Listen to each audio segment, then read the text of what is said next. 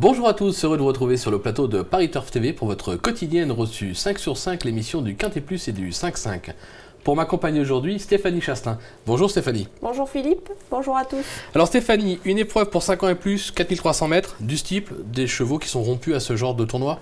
Oui, ils sont bien connus, des éléments, comme vous dites, confirmés, donc des chevaux sur lesquels on peut compter. Bon, et ben on va voir juste... Ok, on va voir justement sur quels chevaux vous comptez pour ce 5-5, on vous écoute. Alors le 5, OK Darling, 9, Tango Lima, ensuite 4, Jamie B, le 10, Kipourson, 12, Colorado Seven, le 3, Un Regard, le 6, Usted Mikara, et l'As Northwest d'Ulysse. Ok, alors votre favori, c'est pas un message personnel, le 5, OK Darling, très malheureux dans le Héros 12 puisqu'il est tombé. Juste avant, il restait sur 3 succès sur le steeple, c'était en province. Bon, on le rachète, c'est assez logique. Oui, c'est assez logique, peut-être pas de le mettre en tête. J'ai tenté un petit coup de poker étant donné les arrivées en ce moment au galop, donc on peut tenter.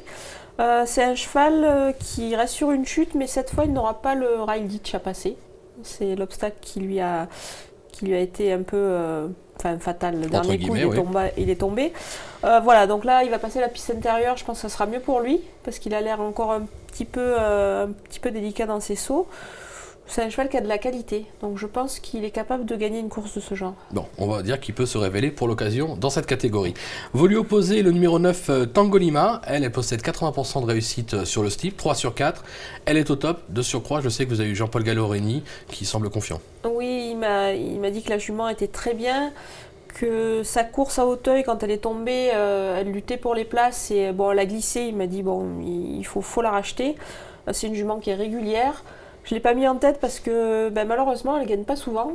Et j'aimerais bien qu'elle gagne. Je l'aime beaucoup, cette petite jument grise. Voilà, après, dans ce lot qui n'est pas non plus extrêmement relevé, il n'y a pas un épouvantail au départ. Hein. Donc je pense qu'elle est capable de lutter pour la victoire. Après, si elle gagne, je serais bien contente. Mais bon, je la vois plutôt pour une deuxième, troisième place. Deuxième, troisième place. Au passage, je rappelle que vous avez eu donc Jean-Paul Gallo-Rény au téléphone, vous avez fait une longue interview, près de 6 minutes, où Jean-Paul nous parle de son week-end de l'obstacle, les 48 heures, et il nous parle un petit peu de tous les chevaux qui vont être engagés à Auteuil entre samedi et dimanche, et vous le retrouverez sur le site de Paris Turf. Voilà, ceci étant dit, on passe au troisième, le numéro 4, Jamie Bay, qui possède des titres, notamment vainqueur du prix World Citizen sur ce même parcours. Là aussi, difficile, incontournable presque. Oui, incontournable, on s'attendait peut-être à un petit peu mieux le dernier coup. C'est clair. Maintenant, il ne faut pas le condamner. C'est un cheval qui a démontré pas mal de qualité dans cette catégorie en steeple. Voilà, donc moi je le rachète. Comme je vous dis, le lot n'est pas non plus d'un niveau extraordinaire. Donc je pense qu'il a largement la pointure de conclure à l'arrivée. Bon, on va voir si son entraîneur Michel Postic partage cet avis, puisque Gilles Pommade l'a joint au téléphone. C'est le moment de la Minute Terrain. On l'écoute. Monsieur Postic, vous allez présenter Jamie B dans le quintet de samedi à Auteuil. Comment avez-vous analysé sa dernière course dans le prix Violon 2?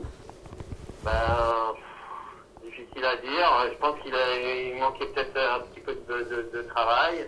D'accord, donc là vous l'avez travaillé plus pour qu'il soit cette fois-ci opérationnel alors.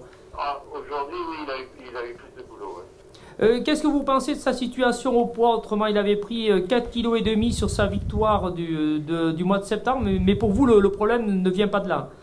Je pense pas que c'était ça, parce que la course avait mis 3 secondes de moins que quand il avait couru, quand il avait gagné. Et en plus, le terrain était plus léger. Enfin bon. Non, je pense pas que... Franchement, j'attends de le revoir samedi. Hein. Alors, quel est votre état d'esprit justement? Est-ce que vous avez besoin qu'il vous rassure ou vous restez quand même confiant avec lui? Ah non, je reste très confiant avec lui, c'est un cheval extraordinaire, non. Bon, apparemment la confiance est toujours là, on va nous également lui faire confiance. Oui. En quatrième position, le 10, Kipourson. Alors, cheval qui n'est pas tous les jours, mais qui possède d'incontestables moyens. Bon, maintenant il a vraiment déçu dans le Montgomery, mais vous le rachetez quand même. Oui, je le rachète parce que le prix Montgomery était d'un niveau un peu plus relevé. C'est clair. Là, je pense qu'il a largement la pointure pour figurer à l'arrivée. Voilà, je ne le vois pas gagner, mais je pense que c'est un bon point d'appui, c'est un bon cheval, c'est un bon sauteur, donc on peut lui faire confiance. On va le racheter, on va s'en méfier. En cinquième position, numéro 12, Colorado Seven. Au mieux actuellement, maintenant... personnellement, je pense qu'il est barré pour la victoire. Pour une petite place, il faut quand même s'en méfier. Oui, barré pour la victoire. C'est un cheval qui fait toutes ses courses en ce moment. C'est vraiment difficile de l'écarter. C'est un brave sauteur.